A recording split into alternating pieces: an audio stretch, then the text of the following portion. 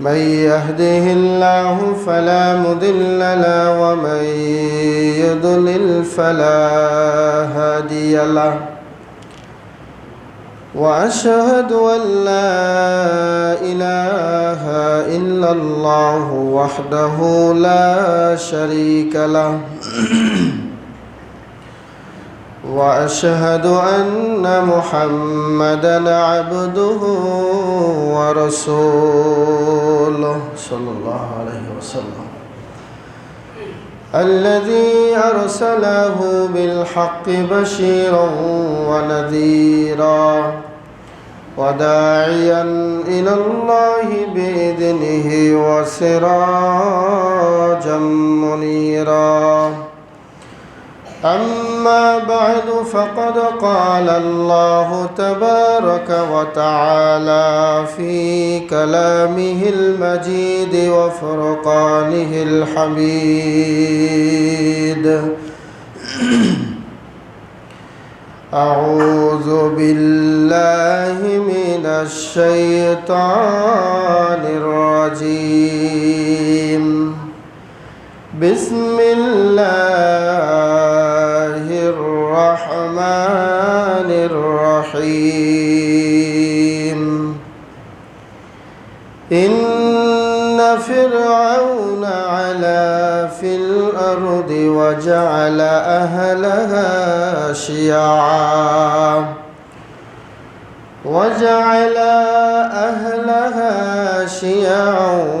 ويستضعف طائفة منهم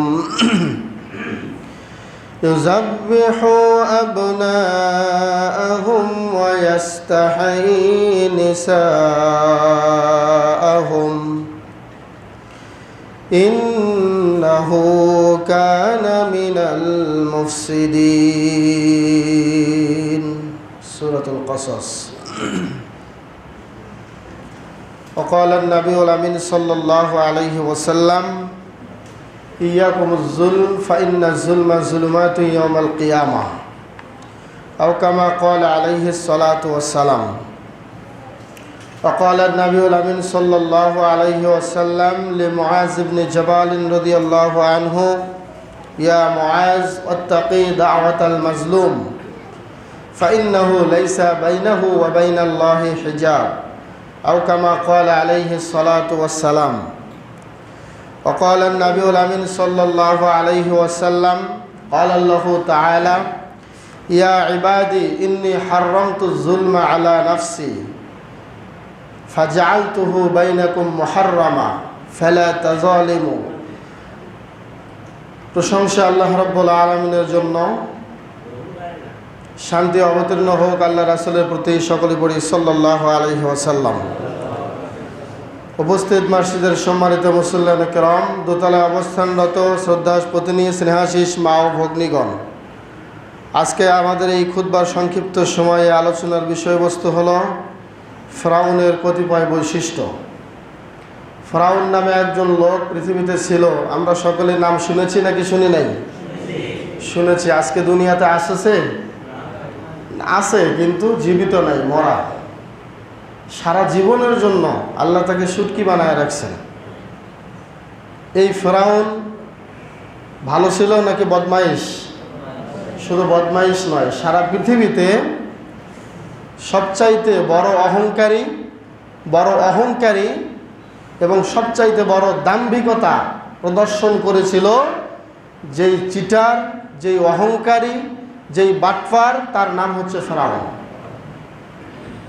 ফেরাউনের কথা কোরআনুল কারীমের বিভিন্ন সূরাতে আল্লাহ রাব্বুল আলামিন খণ্ড খণ্ড আকারে উল্লেখ করেছেন আবার অনেক জায়গাতে কিছু পতনের কথা আল্লাহ তুলে ধরেছেন যে তার পতনটা কিভাবে হয়েছিল বিভিন্নভাবে আল্লাহ রাব্বুল আলামিন আমাদেরকে বুঝাতে চেয়েছেন যে যার মাঝে যে বা যাদের মাঝে ফেরাউনের লক্ষ্য উদ্দেশ্য বাস্তবায়ন করা দেখা যাবে, যার মাঝে ফেরাউনের বৈশিষ্ট্য থাকবে, ফেরাউন যেরকম নিমজ্জিত হয়েছে লোহিত সাগরে, ঠিক ওই মানুষও ওই রকম নিমজ্জিত হবে অপমানের সাগরে। তাই ফেরাউনের বৈশিষ্ট্য যদি আমাদের কারো মাঝে থাকে,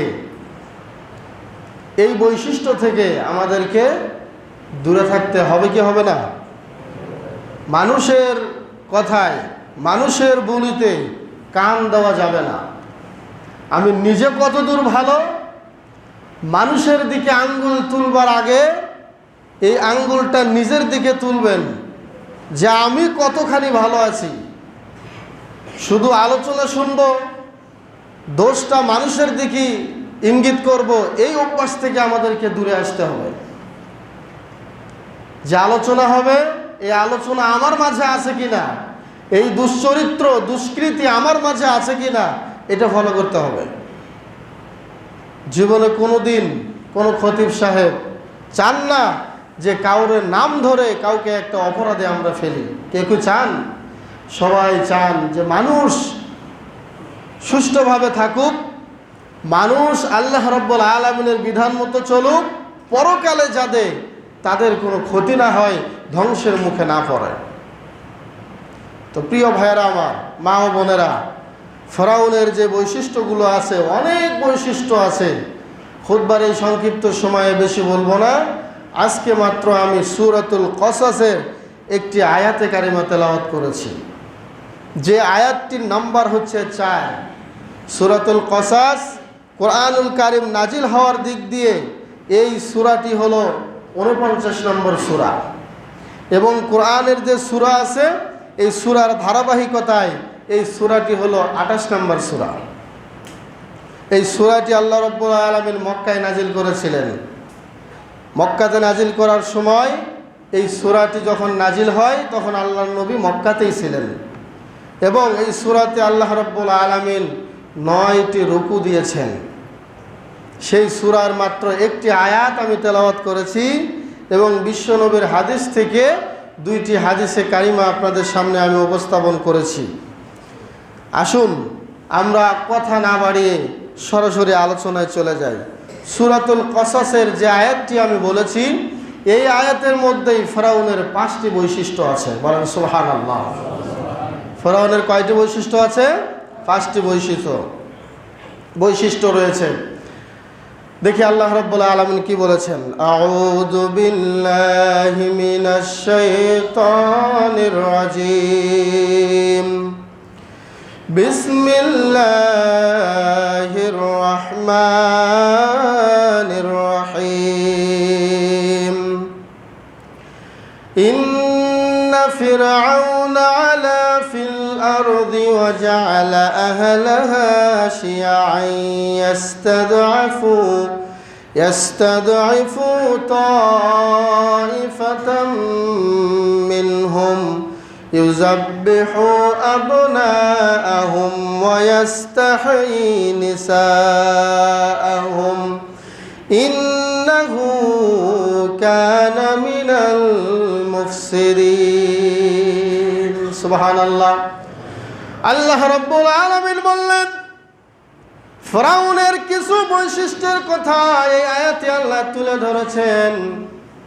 প্রথমেই ফেরাউনের যে বৈশিষ্ট্য আল্লাহ উল্লেখ করলেন, তার মধ্যে 1 নাম্বার হলো আলা ফিল আরদ, নাম্বার 2 হলো জাআলা আহলাহা শিয়া, নাম্বার 3 হলো ইয়াস্তাদঈফু তাইফাতাম মিনহুম, নাম্বার 4 হলো ইউযাব্বিহু আবনাআহুম ওয়া ইয়াস্তাহয়ী নিসাআহুম, নাম্বার 5 হলো ইন্নাহু কানা মিনাল মুফসিদিন। কয়টি হলো? 5টি। এবার আমি অনুবাদে যাই। আল্লাহ রাব্বুল আলামিন বললেন, ইন্না ফিরআউনা আলা ফিল আরদ, নিশ্চয়ই ফিরআউন এমন একজন মানুষ ছিল, ফিরআউন এমন একজন ব্যক্তি ছিল, আলা ফিল আরদি, জমিনে অনেক অহংকার করত, অনেক দাম্ভিকতা প্রকাশ করত। তাহলে ফিরআউন যে অহংকারী ছিল, এটা আমার কথা না আল্লাহর কথা? জোরে বলেন, কার কথা? আল্লাহ রাব্বুল আলামিন বললেন, ফিরআউন অহংকারী ছিল, ফিরআউন স্বৈরাচারী ছিল, ফিরআউন দাম্ভিকতা প্রকাশ করেছিল। মানুষ হয়ে যার মাঝে অহংকার দেখা যাবে, মানুষ হয়েও যার মাঝে দাম্ভিকতা দেখা যাবে, তাহলে বোঝা যাবে ওর মাঝে আর ফেরাউনের মাঝে কোনোই পার্থক্য নাই। কি বলেন, ঠিক কি না? মানুষ হয়ে যারা অহংকার করবে তাদের মাঝে আর ফেরাউনের বৈশিষ্ট্যের মাঝে কোনো পার্থক্য নাই। আল্লাহ বলেছেন, ইন্না ফিরআউনা আলা ফিল আরদ, নিশ্চয়ই ফেরাউন জমিনে অহংকার করেছিল, জমিনে দাম্ভিকতা দেখিয়েছিল। হাদিসে কুদসির মধ্যে আল্লাহ রাব্বুল আলামিন বলেছেন, বিশ্ব নবী বলেছেন, আল্লাহ তাআলা বলেছেন, নিশ্চয় আল কিবরিয়াউ রিদাই, অহংকার আমার গায়ের চাদর। ফামান তাকাব্বারা, যে মানুষ হয়ে অহংকার করলো সে আমার গায়ের চাদর নিয়ে টানাটানি করলো। বলেন নাউজুবিল্লাহ। তাহলে মানুষের পক্ষে অহংকার করা এটা কার স্বভাব? বলেন, কার স্বভাব? ফেরাউনের স্বভাব। অহংকার মানুষ অনেক কারণেই করে। নিজের কিছু বংশ বড় থাকলে, নিজের কিছু টাকা থাকলে, নিজের দল ক্ষমতায় থাকলে, নিজের সংগঠন ক্ষমতায় থাকলে, নিজের পরিবারের পক্ষ থেকে 10টা ছেলে বড় থাকলে, 5টা ছেলে বড় থাকলে, সমাজের 10 জন আমার পক্ষে কথা বললে, বিভিন্ন কারণে মানুষ অহংকার করে। যেই অহংকারের পতন নিশ্চিত, সে যে কারণেই অহংকার করুক, অহংকার করলে দুনিয়াতে কেউ টিকতে পারবে না। এবার বলেন, আমি কারো নাম বলেছি? যারাই করবে সে আজ করুক আর 20 বছর আগে করে থাকুক, অথবা আরো 30 বছর পরে করুক, আদম আলাইহিস সালাতু ওয়াস সালাম থেকে নিয়ে কিয়ামত পর্যন্ত যে বা যারাই অহংকার করবে, অবশ্যই মনে রাখতে হবে তাদের মাঝে আর ফেরাউনের পতনের মাঝে কোনোই নিশ্চিত নেই, কোনোই দুশ্চিন্তা নাই, কোনোই সন্দেহ নাই। ফেরাউন যেভাবে নীলনদ অর্থাৎ রোহিত সাগরে সে নিমজ্জিত হয়েছিল, একেবারে আল্লাহ রাব্বুল আলামিন জন্মের মতো তাকে শেষ করে দিয়েছিলেন। ঠিক তেমনই অবস্থা হবে মানুষ হয়ে যারা অহংকার করবে।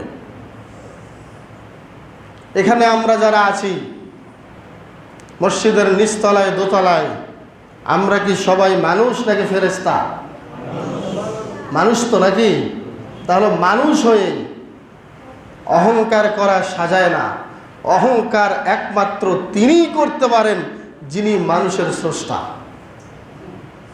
আল্লাহ ছাড়া যার যত ক্ষমতায় থাকুক না কেন, যার যত অর্থই থাকুক না কেন, যার যত বংশই ভালো হোক না কেন, সে যত বড়ই হুজুর হোক না কেন, যত বড়ই খতিব হোক না কেন, যত বড়ই রাষ্ট্র পরিচালনাকারী হোক না কেন, যে কোনো অবস্থায় থাকুক না কেন, মানুষের দ্বারা কোনোদিন আল্লাহ রাব্বুল আলামিনের যে গায়ের চাদর, এই চাদরের অহংকার করার ক্ষমতা আল্লাহ ছাড়া পৃথিবীর কারো নাই। অহংকার করবেন তো সমুদ্রের মতো মধ্যে ফেরাউনের মতো চুবাই আল্লাহ মারবেন। তাহলে প্রিয় ভাইয়েরা আমার, 1 নম্বরে আমরা কি পেলাম? অহংকার করা ফেরাউনের বৈশিষ্ট্য। লম্বা করব না। নাম্বার 2, আর আপনারা অনেকেই জানি, ফেরাউন যখন মিশরে আধিপত্য বিস্তার করেছিল তখন মানুষের প্রতি এই যে অহংকার দেখিয়েছিল, এটা কিন্তু ইতিহাস সাক্ষী শুধু বললে হবে না, এটা কোরআনে আল্লাহ স্পষ্ট বলে দিলেন। তাহলে ইতিহাস যখন আমরা পড়ি, ইতিহাসের ভিতরে অনেক উল্টা পাল্টা হয়ে যায়। একজন এসে এক ইতিহাস বলেন, আরেকজন এসে আর এক ইতিহাস বলেন, কিন্তু আল্লাহ রাব্বুল আলামিনের কোরআনের কথা এটা কি ইতিহাস নাকি শাশ্বত বাণী? শাশ্বত বাণী। এর মধ্যে কোনোই আপনি হাদিস বললে বলতে পারবেন যে এটা হাদিস সহিহ না জয়ীফ, হাদিসটা কি সহিহ নাকি জয়ীফ, কিন্তু কোরআনের মধ্যে সহিহ জয়ীফের কোনো লেশমাত্র আছে? কোরআনে আল্লাহ বলেছেন ফেরাউন অহংকারী ছিল, এতে কোনো সন্দেহ নাই, আমাদেরকে স্বীকার করতে হবে। আমরাও যদি কেউ অহংকার করি তাহলে ফেরাউনের যেভাবে পতন হয়েছে ওইভাবেই পতন হবে, এতে কোনো সন্দেহ নাই। নাম্বার 2 নম্বরে ফেরাউনের বৈশিষ্ট্য হলো ওয়াজআলা আহলাহা শিয়া, এই মিশর শহরে, মিশর রাজ্যে কোনো দুইজন মানুষকে একসাথে কোনো পরামর্শ করতে দেয় নাই এই ফেরাউন। ফেরাউন কি করেছিল? জনগণকে পৃথক করে রেখেছিল, একজন যেন আরেকজনের সাথে কোনো পরামর্শ করতে না পারে। বলেন নাউজুবিল্লাহ। আপনি একটা দায়িত্বে আছেন, সেই দায়িত্বের জায়গায় আর বাকি 5 জন আপনাকে ছাড়া যদি সমালোচনা করে বা এক জায়গায় একটা মিটিং করে, আপনি কি এটা মনে করতে পারেন যে তারা আমাকে নিয়ে আলোচনা করতেছে? এটা ভাবার কোনো সুযোগ নাই। তারা অন্য কথাও আলোচনা করতেই পারে। কিন্তু ফেরাউনের একটা স্বভাব হলো, আমি মিশরের রাজা, আমি মিশরের বাদশা, আমাকে ছাড়া 10 জন মানুষ এক জায়গায় একটা মিটিং করবে, আমি তা সহ্য করব না। ওয়াজআলা আহলাহা শিয়া, সারা মিশরের অধিপতিদেরকে, অধীনস্থ যারা ছিল মিশরের সকল জনগণকে, এই ফেরাউন, এই দাম্ভিক অহংকারী শাসক, সে সবাইকে, জনগণকে পৃথক করে রেখেছিল, কোনো জনগণকে একসাথে বসতে দেয় নাই। বলেন নাউজুবিল্লাহ। কোনো ব্যক্তি, কোনো ক্ষমতাবান লোক, তার মাঝে যদি এই স্বভাব আসে যে মানুষ কোনোদিন কোনো মিটিংয়ে এক জায়গায় হতে পারবে না, মানুষ কোনো সম্মেলন করতে পারবে না, মানুষ কোনো জায়গায় এক জায়গায় একসাথে 20 জন, 50 জন, 1000 জন, 1 লক্ষ লোক থাকতে পারবে না, তখন মনে করতে হবে এই নেতার মাঝে, এই ক্ষমতার অধিকারী লোকের মাঝে ফেরাউনের বৈশিষ্ট্য আছে। ফেরাউনের এটা 2 নম্বর বৈশিষ্ট্য। এই জন্য তাদেরকে এমনভাবে পৃথক করে রেখেছিল। একদিন তার লোকেরা পানি চেয়েছিল আল্লাহর কাছে। মূসা আলাইহিস সালাতু ওয়াস সালাম যখন আল্লাহর কাছে পানি চাইলেন, আল্লাহ আমার এই কওমকে আপনি পানি পান করান, তখন আল্লাহ রাব্বুল আলামিন বললেন, ফাকুল নাদরিব বিআসাকাল হাজার, হে মূসা তুমি তোমার হাতের লাঠি দিয়ে পাথরে আঘাত করো।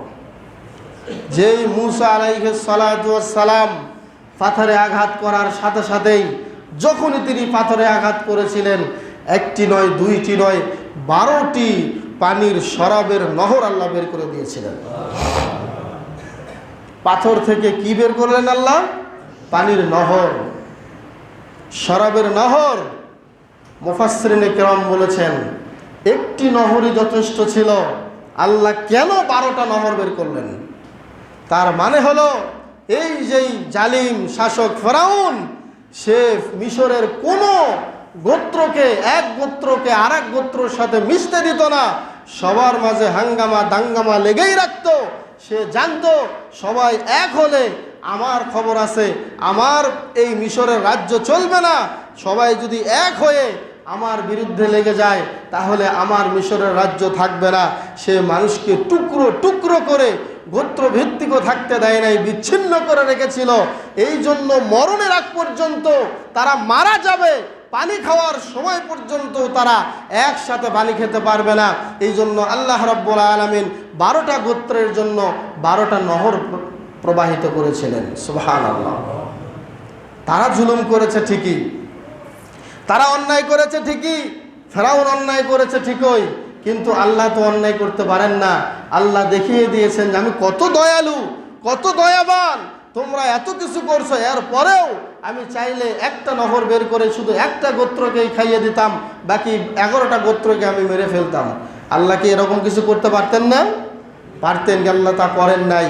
এমন বিশৃঙ্খলা সৃষ্টি করে রেখেছিল ফেরাউন, তাদের জন্য নহর পর্যন্ত আল্লাহ 12টা বের করেছেন। সুবহানাল্লাহ। প্রিয় ভাইয়েরা আমার, তাহলে 2 নম্বর গেল, সে মিশরের জনগণকে একত্রে থাকতে দিত না। তাহলে যে বা যারাই এই রকম আচরণ করবে, মনে রাখতে হবে তার মাঝে ফেরাউনের বৈশিষ্ট্য আছে। নাম্বার 3, আল্লাহ রাব্বুল আলামিন বলেছেন, ইস্তাদঈফু তাইফাতাম মিনহুম। ফেরাউনের 3 নম্বর বৈশিষ্ট্য হলো, তার বিরুদ্ধে যারা ছিল, তার বিরোধিতা যারা করত, তাদেরকে ফেরাউন একেবারেই দমায় রাখতেন, একেবারেই নিচু করে রাখতেন, মাথা উঁচু করে কোনোদিন কথা বলতে পারত না। তার মানে হলো, মিশরের ভিতরে কোনো জনগণ মুখের শক্তি দিয়ে, মুখের ভাষা দিয়ে সত্য কথা বলতে পারত না, হক কথা বলতে পারত না। বাক স্বাধীনতা ফেরাউন কেড়ে নিয়েছিল। ফেরাউন বলেছিল, আমার বিরুদ্ধে যেই কথা বলবে তার খবর আছে। বাক স্বাধীনতা ফেরাউন কি করেছিল? কেড়ে নিয়েছিল। কেউ ফেরাউনের বিরুদ্ধে কিছুই বলতে পারত না। সম্মানিত ভাইয়েরা আমার, তাহলে যারা বা যে ব্যক্তি মানুষের মুখের কথা বলার অধিকার ছিনিয়ে নেয়, তাদের সাথে ফেরাউনের সাথে কোনো পার্থক্য আছে? পার্থক্য নাই। তাহলে বুঝতে হবে, ফেরাউন ছিল এমন ব্যক্তি, সে বিরোধীদেরকে দমায় রাখত। যে বা যারা এই আচরণ করবে, মনে রাখতে হবে, আল্লাহ রাব্বুল আলামিন সূরাতুল কসসের 4 নম্বর আয়াত খুললেই পেয়ে যাবেন যে ফেরাউনের মাঝে এখনো বিশ্বের অনেক রাজা আছে, অনেক মন্ত্রী আছে, ফেরাউনের আচরণের সাথে কোনোই পার্থক্য নেই, একদম 100% মিলে গিয়েছে। তারা ফেরাউনের জীবন থেকে ফেরাউনের আদর্শগুলো লালন করতে চায়। বলেন নাউজুবিল্লাহ। আল্লাহ রাব্বুল আলামিন তাই বললেন, ইস্তাদঈফু তাইফাতাম মিনহুম, তাদের বিরুদ্ধে, এই ফেরাউনের বিরুদ্ধে যারা বসবাস করত, জীবন চালাতো, তাদেরকে ফেরাউন দুর্বল করে রাখত। এটা গেল 3 নাম্বার। 4 নাম্বার বৈশিষ্ট্য হলো, ফেরাউন কি করত? ইউযাব্বিহু আবনাআহুম ওয়া ইস্তাহয়ী নিসাআহুম। ফেরাউনের অন্যতম একটা বৈশিষ্ট্য ছিল, সে ছেলে সন্তান পেলেই জবে করে দিত, আর মেয়ে সন্তানদেরকে জীবিত রাখত। সে জানতো ছেলেরাই পারে, যুবকরাই পারে সংগ্রাম করতে। যুবকরা দাঁড়িয়ে গেলে মিশরে আমার ক্ষমতা টিকবে না, এই জন্য ছেলেদেরকে, যুবকদেরকে, অর্থাৎ ছেলে সন্তান জন্ম নিলেই হত্যা করে ফেলতো, আর মেয়ে সন্তানদেরকে হত্যা করত না। বলেন নাউজুবিল্লাহ। ছেলে সন্তানের ভয় কেন? ওই যে স্বপ্নে দেখেছিল একটা শিশু সন্তান জন্ম নেবে যে মিশরের রাজ্যকে ছিনিয়ে নেবে। এই জন্য ছেলেদেরকে, শিক্ষিতদেরকে অনেকে ভয় পায়, ভয় পাবে, এটাই বাস্তব। এই যে মিশরে ফেরাউনের এক রাষ্ট্র, একনায়ত্ব রাষ্ট্র কায়েম করার পেছনে তার যে স্বপ্ন ছিল, তার যে লালনা ছিল, তার যে লালিত্য ছিল, সেটি হলো কোনো ছেলে সন্তান যেন মিশরে জন্ম নিতে না পারে। আল্লাহর কি কাজ! আল্লাহ বলেছেন, শোন রে ফেরাউন, আমি তোর ঘরেই মূসাকে লালন পালন করে নেব এবং তোর কোলেই আমি মূসাকে বড় করে তুলব। তোর মতো স্বৈরাচার, তোর মতো অহংকারী, তোর মতো এত লম্পট, এত বড় একজন শয়তানকে আমি অত সহজে ছেড়ে দেব না। তোর ঘরেই আমি মূসাকে লালন পালন করব। ভাইয়েরা আমার, আমরা সকলেই জানি মূসা নবী এমন সময়ে জন্ম নিয়েছিলেন, মূসা নবীকে এই ফেরাউনের ভয়ে তার মা তক্তায় করে সমুদ্রে ভাসিয়ে দিয়েছিল। এই সমুদ্রের মধ্যে তক্তার উপরে মূসা নবী ভাসতে ভাসতে এমন এক জায়গায় গিয়ে দাঁড়িয়েছিল, যে জায়গায় ফেরাউনের স্ত্রীর বণিকরা, ফেরাউনের স্ত্রীর খাদেমারা পানি নিতে আসতো। সেখান থেকেই সেই ফেরাউনের স্ত্রী তাকে নিয়ে যায় সেই ফেরাউনের রাজদরবারে। আল্লাহ রাব্বুল আলামিন পরীক্ষায় ফেলিয়ে দিলেন। ফেরাউন বুঝতে পারল না, ফেরাউনকে সমুদ্রে ফেলা হলো। কিন্তু আল্লাহ রাব্বুল আলামিন বললেন, ও মূসার মা, তুমি ভয় করো না, তুমি চিন্তা করো না, তোমার ছেলে মূসাকে আমি আবার তোমার কাছেই ফিরিয়ে আনব। সুবহানাল্লাহ। ওই ভরসা, ওই আশা আজকে আমাদের আছে? নাই। একটু কিছু হলেই আমরা ধৈর্য হারা হয়ে যাই, ভরসা আমরা হারিয়ে ফেলি। এই জন্য যত বিপদ আসবে, যতই মুসিবত আসুক না কেন, আল্লাহর উপরে সর্ব অবস্থায় ভরসা রাখতে হবে। ভাইয়েরা আমার, ফেরাউনের ছিল এটা 4 নম্বর বৈশিষ্ট্য। আল্লাহ রাব্বুল আলামিন ফেরাউনের এই বৈশিষ্ট্যকে নস্যাৎ করে দিয়েছেন। তিনি এক পর্যায়ে মূসা আলাইহিস সালাতু ওয়াস সালামকে দিয়েই ফেরাউনের রাজত্ব ধ্বংস করে দিয়েছেন। বলেন ঠিক না বা ঠিক? ফেরাউনের কাছে মূসা আলাইহিস সালাতু ওয়াস সালামের কোনোই মর্যাদা ছিল না, কিন্তু আল্লাহ রাব্বুল আলামিন দেখিয়ে দিয়েছেন ফেরাউনের এখন কোনো মূল্য নাই মূসা আলাইহিস সালাতু ওয়াস সালামের কাছে।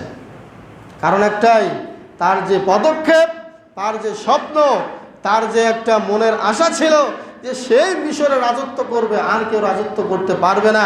এর জন্য আল্লাহ রাব্বুল আলামিন দৃষ্টান্ত রেখে দিলেন যে দেখ তোকে আমি কিভাবে ধ্বংস করি। বলেন সুবহানাল্লাহ। সম্মানিত উপস্থিতি, যেমন এখনকার একটা পরিস্থিতি আপনারা জানেন, ফিলিস্তিনে যেভাবে মানুষকে মারা হচ্ছে না, তারা কিন্তু মেয়ে সন্তানদেরকে মারে না। খবরে দেখছেন তো সবাই। তারা মারে কাদেরকে বলেন তো? যুবকদেরকে। ঠিক ফেরাউনের থেকে তারা ফর্মুলা নিয়েছে, এরাই ফেরাউনের বংশধর। আবার মায়ানমার যে রোহিঙ্গা বলি আমরা, আপনারা বলুন তো কয়জন মহিলা মানুষ আসছে, মানে কয়জন যুবক ছেলে আসছে? সব মহিলা।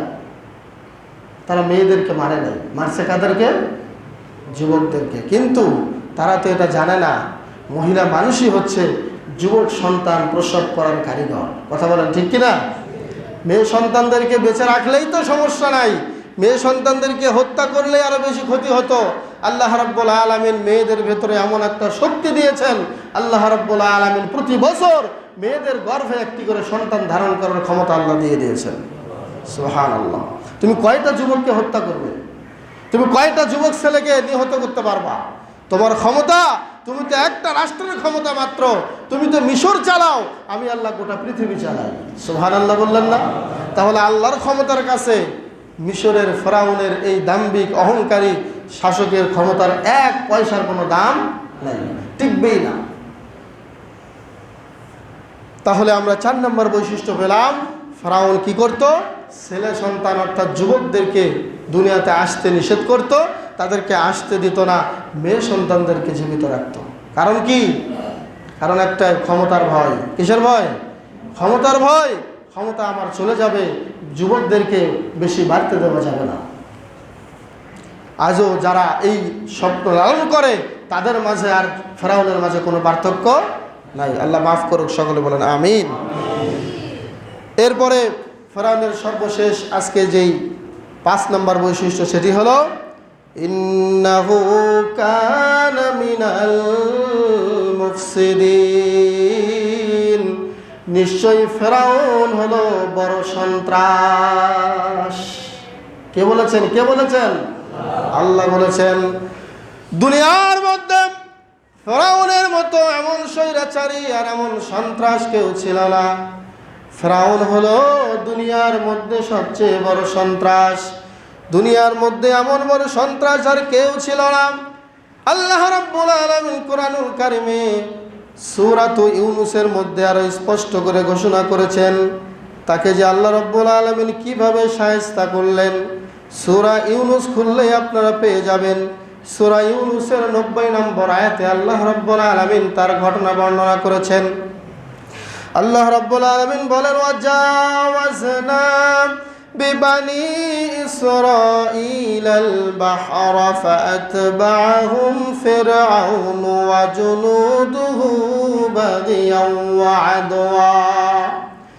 আল্লাহ রাব্বুল আলামিন বললেন, ওয়াজাওয়াজনা বিবানি ইসরাঈল, আমি বানি ইসরাঈলকে অতিক্রম করার জন্য যেতে বললাম। আল বাহরা মানে সমুদ্রের মধ্যে, সমুদ্রের দিকে চলে গেল। ফাতবাহুম ফিরআউন ওয়া জুনুদু, এই মূসা আলাইহিস সালাতু ওয়াস সালামের কওম বানি ইসরাঈল তাদের পেছনে পেছনে চলে গেল ফিরআউন এবং তার সৈন্য দল। ফিরআউন গেল, তার সৈন্য দল গেল। তাদের কেমন আচরণ ছিল? বাগিয়াও ওয়া আদওয়া, শত্রুতামূলক এবং সীমালঙ্ঘনমূলক। সীমালঙ্ঘনের সাথে এবং শত্রুতার সাথে তারা বানি ইসরাঈলের পিছে পিছে চলতে শুরু করলো। আল্লাহ রাব্বুল আলামিন বললেন, হাত্তা ইযা আদরাকাহুল গরাক, যখন ফিরআউনকে ডুবুনি ধরে ফেললো, ফিরআউনকে যখন সমুদ্রের চুবানি ধরে ফেললো, তখন ফিরআউন লাফ দিয়ে বলল, ক্বালা আমানতু আন্নাহু লা ইলাহা ইল্লাল্লাযী আমানাত বিহি বানু ইসরাঈল ওয়া আনা মিনাল মুসলিমিন। ফিরআউন যখন চুবুনি খায়, যখনই সমুদ্রের মধ্যে ডুবে যায়, ডুবে যাওয়ার পরে ফিরআউন বলল, আমানতু আন্নাহু লা ইলাহা ইল্লাল্লাযী আমানাত বিহি বানু ইসরাঈল, ওই আল্লাহর প্রতি আমি ঈমান আনলাম। আল্লাহ বানু ইসরাইল যে আল্লাহকে রব বলে আল্লাহকে আল্লাহ বলে স্বীকার করে নিয়েছে, আমি ফেরাউনও তুমি আল্লাহকে রব বলে স্বীকার করে নিলাম। ওয়া আনা মিনাল মুসলিমিন, ও আল্লাহ আমি তো একজন মুসলমান, আমি তো একজন মুসলিম। বলেন নাউজুবিল্লাহ। দেখছেন কথাটা কি বলল? চুবুনি খাচ্ছে আর বলছে আল্লাহ বানি ইসরাইল যাকে মেনেছে আমিও তাকে মানলাম, আর আমি একজন মুসলমান। কত বড় শয়তান! সে নাকি মুসলমান। বাংলাদেশে অনেক হাজি আছে, পর্দা পছন্দ করে না, কয় আমি একজন হাজি মানুষ। অনেক কলেজের, অনেক ভার্সিটির অনেক মন্ত্রীও আছে এরকম, আমি 10 বার হজ করে এসেছি কিন্তু পর্দাকে মানতে পারে না। কিসের হাজি? কিসের হজ করেছে 10 বার? আল্লাহর কাছে ফেরাউন বলছে মুসাকে দাবড়ানোর জন্য, মুসাকে মেরে ফেলার জন্য দৌড়ে গেল, শেষে চুবুনি খায় আর কয় ও আনা মিনাল মুসলিমিন, আমি তো আল্লাহ মুসলমান, আমাকে চুবাও কেন? এরপরে আল্লাহ রাব্বুল আলামিন জবাবে কি বলছেন শুনুন। আল্লাহ বলছেন আল আন, এতক্ষণে এত দেরিতে কেন বললি? অনেক দেরি হয়ে গিয়েছে, আর ছাড় নাই। وقد عصيت قبل وكنت من المفسدين। আল্লাহ বললেন রে ফেরাউন, আর সময় নাই, এত পূর্বে তুই অনেক নাফরমানি করেছিস, আমার সাথে গাদ্দারি করেছিস, আর তোকে ছাড় দেব না। ওয়াকুনতা মিনাল মুফসিদিন, তুই তো একজন বড় সন্ত্রাস। তোর সন্ত্রাসের ঠেলায়, তোর সন্ত্রাসীর জ্বালায় আমার দোস্ত, আমার খলিল মুসা নবী শেষ কি পরে নাই, নিরাপদে থাকতে পারে নাই, আশ্রয়ে ঘুমাইতে পারে নাই। তোর মতো সন্ত্রাস আর হয় না। শুনে রাখ রে ফেরাউন, এই কথাগুলো যখন আল্লাহ বলছেন, দেখেন ফেরাউন বলেছে মিনাল মুসলিমিন, আমি একজন মুসলমান। আল্লাহ বললেন তুই হচ্ছিস মুফসিদিন, তুই হচ্ছিস বড় সন্ত্রাস। এরপরে আল্লাহ বলছেন আল ইয়াউমা নুনাজ্জিকা বিবাদানিকা লিতাকুনা লিমান খালফাকা আয়া। রে ফেরাউন, তোকে মেরে আমি শুধু শান্ত হব না, ক্ষান্ত হব না। আজ থেকে নে তোর বডিটা আমি আল্লাহ নিজের হাতে সংরক্ষণ করে দেব, যাতে করে তোর পরে যারা এইরকম অত্যাচার করবে, জুলুম করবে, তাদের জন্য তোকে আমি একটা উদাহরণ স্বরূপ রেখে দেব, তোর থেকে যেন জালেমরা শিক্ষা নিতে পারে। বলেন সুবহানাল্লাহ। যারা অত্যাচার করবে তোর পরে আজীবন কিয়ামত পর্যন্ত, তারা যেন তোর থেকে শিক্ষা নেয়। এই জন্য তোর বডিটাকে, তোর দেহটাকে আমি সুটকি বানায় রাখবো। আল্লাহ রেখেছেন নাকি রাখেন নাই? প্রায় 200 বছর পরে দেহ পাওয়া গেল, অক্ষত অবস্থায় দেহ শুটকি হয়ে গিয়েছে। আপনারা বলুন, একটি জিনিস মানুষের বডি পানিতে থাকলে পচে নাকি শুটকি হয়? পচে। কিন্তু ফেরাউনের বডি কি হলো? শুটকি হয়ে গেল। কার অর্ডার? আল্লাহর অর্ডার। ভাইয়েরা আমার, আল্লাহ রাব্বুল আলামিন এই জন্য বললেন ইন্নাকা মিনাল মুফসিদিন ওয়া কুনতা মিনাল মুফসিদিন, তুই হচ্ছিস বড় সন্ত্রাস, আর তোকে আমি ছাড় দেব না। যখন ফেরাউনের এত অহংকারে চলে আসলো, ফেরাউন এত জুলুম নির্যাতন শুরু করলো, এবার আল্লাহ রাব্বুল আলামিন মিশরের যে দুর্বল লোকগুলো ছিল তাদেরকেই এবার ক্ষমতার আসীনে বসিয়ে দিচ্ছেন। বলেন সুবহানাল্লাহ। অনেক অত্যাচার করেছে, কিন্তু আল্লাহ যখন তাকে সমুদ্রে চুবায়া মারল, এরপরে আল্লাহ রাব্বুল আলামিন এবার মিশরের যারা দুর্বল তাদেরকে এই ক্ষমতায় বসিয়ে দিচ্ছেন। এর প্রমাণ সূরাতুল কসাস। আল্লাহ সূরাতুল কসাসের মধ্যেই বলেছেন, এর আগে দুটি কথা আল্লাহ বলেছেন ইয়া ইবাদি, হে আমার বান্দারা, ইন্নী হাররামতু যুলমা আলা নাফসি, আমি আল্লাহ হয়ে জুলুম করতে পারতাম, কিন্তু আমি আল্লাহ জুলুমকে হারাম করেছি। আমি আল্লাহ কারো উপরে জুলুম করি না, অতএব ফাজআলতুহু বাইনাকুম মুহাররামা, এই জুলুম করাটা তোমাদের মাঝেও আমি আল্লাহ হারাম করে দিয়েছি। অতএব ফালা তাযালিমু, তোমরা কেউ কারো উপরে জুলুম করো না। ভাইয়েরা আমার, আফসোসের বিষয়, বাংলাদেশে আমরা অনেক দিন ধরে জুলুম দেখে আসতেছি। জুলুম হচ্ছে কি হচ্ছে না? আজকে নতুন করে জুলুম শুরু হয়েছে বিষয়টা তা নয়, অনেক দিন ধরেই বাংলাদেশে জুলুম নিপীড়ন চলছে। সবাই ভালো তাও নয়, সবাই খারাপ তাও নয়, ভালো মন্দ মিলেই বাংলাদেশ চলছে, শুধু বাংলাদেশ বলে কথা নয়, সারা বিশ্বে এটা চলতেছে। কথা বলেন ঠিক কিনা? এই জুলুমের অবসান করবেন একজন নেতা, ইমাম মাহদী আলাইহিস সালাতু ওয়াস সালাম। বলেন সুবহানাল্লাহ। সারাটা বিশ্ব ন্যায় ইনসাফ দিয়ে ভরিয়ে দিবেন।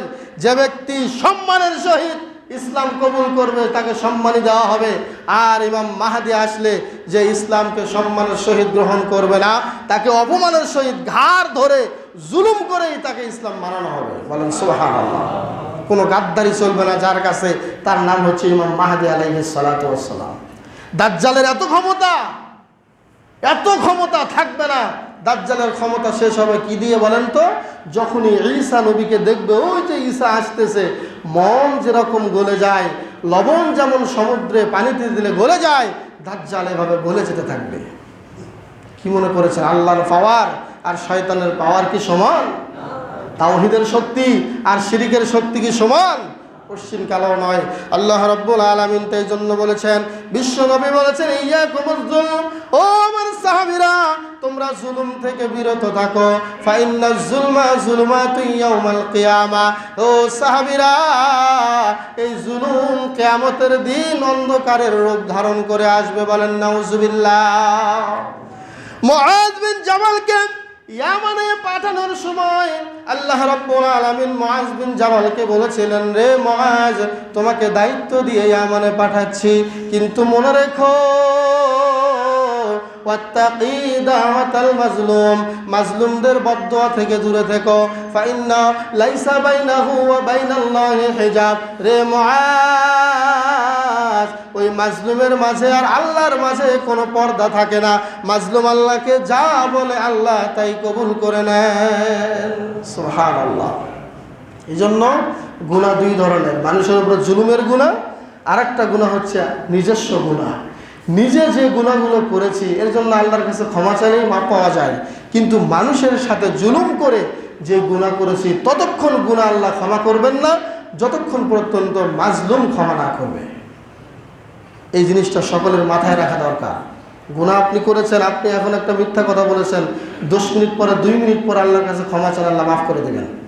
কিন্তু জুলুম করলে আল্লাহ বলবেন, নো অ্যাকসেপ্ট ইওর তওবা, তোমার তওবা এখন গ্রহণ করা হবে না, আগে যাকে জুলুম করেছো ওর কাছ থেকে ক্ষমা নিয়ে আসো। আমি একদিন বলেছিলাম, আপনি হাজি মানুষ, আপনি কোটিপতি, টাকাওয়ালা, পয়সাওয়ালা, একটা রিক্সাওয়ালা 50 টাকা ভাড়া চেয়েছে, 20 টাকার জায়গায় আপনি একটা থাপ্পড় দিয়েছেন। থাপ্পড় দেওয়ার 2 দিন পরে আপনি হাজি সাহেব হয়ে গেলেন, হজ করতে চলে গেলেন মক্কাতে তাওয়াফ করলেন। তাওয়াফ করার পরে মক্কার কাবা ঘরের নিচে আপনাকে দাফন করা হলো, আপনার জন্য জান্নাত হারাম যতক্ষণ পর্যন্ত রিক্সাওয়ালার থেকে মাফ না চাইবেন। এর নাম জুলুম। জুলুম বড় ভয়াবহ, জুলুম বড় অন্যায়। জুলুম আল্লাহ সহ্য করেন না, আল্লাহ নিজে জুলুম করেন না, কাউকে জুলুমও করতে দেন না। কিন্তু একটি কথা হলো, যারা জুলুম করাতে বাধ্য করে, সোজা কথায় মানে না, গাদ্দারি করে, তাদেরকে শায়েস্তা করার জন্য দেশের ক্ষমতা, দেশের প্রশাসন আছে। কথা বলেন ঠিক কিনা? কিন্তু নিজের হাতে কেউ অন্যায় তুলে নেওয়া যাবে না, জুলুমকে নিজের হাতে উঠিয়ে নেওয়া যাবে না, আইন ক্ষমতা নিজের হাতে উঠিয়ে নেওয়া যাবে না। আল্লাহ সকলকে সঠিক বুঝ দান করুক, বলুন আমিন। প্রিয় ভাইয়েরা আমার, মা ও বোনেরা, এই যে মূসা আলাইহিস সালাতু ওয়াস সালামকে আল্লাহ রাজত্বে বসিয়ে দিচ্ছেন, এর একটা প্রমাণ সূরাতুল কসাসের মধ্যে আল্লাহ রাব্বুল আলামিন ঘোষণা করেছেন। আল্লাহ বলছেন, ওয়া নুরিদু আন নামুন্না আলাল্লাযীনা ইসতুদঈফু ফিল আরদি। আমি আল্লাহ ইচ্ছা করলাম এই মিশরে যারা অধীনস্থ ছিল, যারা মাজলুম অবস্থায় ছিল, তাদেরকে আমি জমিনের মধ্যে এবার গাড়িয়ে দেব, জমিনের মধ্যে আধিপত্য বিস্তার করাবো, ওদেরকে মিশরের ক্ষমতা দিয়ে দেব। বলেন সুবহানাল্লাহ। তারা ক্ষমতা চাচ্ছিল না, ক্ষমতা আল্লাহ রাব্বুল আলামিন নিজেই চাপিয়ে দিচ্ছেন মিশরের মাজলুম বান্দাদের হাতে। এটা তারা চাচ্ছিল না, আল্লাহ চাপিয়ে দিচ্ছেন। ওয়ানাজআলাহুম আইম্মা, আল্লাহ বলছেন আমি আল্লাহ এই মিশরের মাজলুম বান্দাদেরকে, অসহায় দুর্বল মানুষদেরকে আমি আল্লাহ রাব্বুল আলামিন তাদের নেতা বানিয়ে দিলাম। সুবহানাল্লাহ। এরপরে আল্লাহ আরো বললেন, ওয়ানাজআলাহুমুল ওয়ারিসিন, নিশ্চয় আমি আল্লাহ এই অধীনস্থ মাজলুম মিশরের বান্দাদেরকে আমি মিশরের আধিপত্য দিয়ে দিলাম। এরপরে আল্লাহ রাব্বুল আলামিন বলছেন, অনুমাক্কিন লাহুম ফিল আরদি, জমিনে তাদেরকে এমন ক্ষমতা দিলাম, এমন স্থায়িত্ব দিলাম, এই মিশর থেকে তাদেরকে আর কেউ সরাতে পারবে না। অনুরিয়া ফিরআউনা ওয়া হামানা, আমি আল্লাহ দেখিয়ে দিলাম ফিরআউনকে এবং হামানকে, ও জুনুদাহুমা, দুইজনের সৈন্যদেরকে, মিনহুম মা কানু ইয়াহজারুন, যে বিষয়ে তারা সতর্ক ছিল, না জানি আমাদের ক্ষমতা ছেড়ে চলে যায়, না জানি আমাদের রাজত্ব ছিন্ন হয়ে যায়, এই ভয় ফিরআউনও করতেছিল, এই ভয় হামানও করতেছিল। আল্লাহ বলছেন ফিরআউনের এবং হামানের যেই স্বপ্ন ছিল, ওই স্বপ্নটাই আমি বাস্তবায়ন করে দিলাম। তারা ক্ষমতার ছাড়ার ভয়ে তারা অনেক শঙ্কিত ছিল, আমি আল্লাহ সেটাই দেখিয়ে দিলাম, মিশরের গরিবদেরকে আমি ক্ষমতা দিয়ে দিলাম। সুবহানাল্লাহ। সম্মানিত হাজিরিন, তাহলে আমরা এতক্ষণ যাবৎ যে খুতবা শুনছিলাম তা হলো ফিরআউনের যে বৈশিষ্ট্য 5টি শুনলাম, এই ফিরআউনের 5টি বৈশিষ্ট্য যার মাঝেই থাকবে সে হবে লাঞ্ছিত, সে হবে অপমানিত, সে হবে এমন অবস্থা মানুষ থেকে বিচ্ছিন্ন, মানুষ তাকে পছন্দ করবে না। কথা বলেন ঠিক কিনা? তাই আসুন আমাদের মাঝেও যদি যে বা যাদের মাঝে এই ফিরআউনের আচরণ থাকবে, আল্লাহ যেন আমাদেরকে সাবধানের সাথে কাজ করার তৌফিক দান করেন, বলুন আমিন। যারাই যে অবস্থাতে আছি, সর্ব অবস্থায় আল্লাহ রাব্বুল আলামিনের কাছে পানাহ চাইব, আল্লাহ যেন আমাদেরকে ফিরআউনের বৈশিষ্ট্য থেকে দূরে রাখেন, আল্লাহ যেন আমাদেরকে হেফাজত করেন, বলুন আমিন। হাযা মা ইনদি ওয়াল ইলমু ইনদাল্লাহ, আলাইহি তাওয়াক্কালতু ওয়া ইলাইহি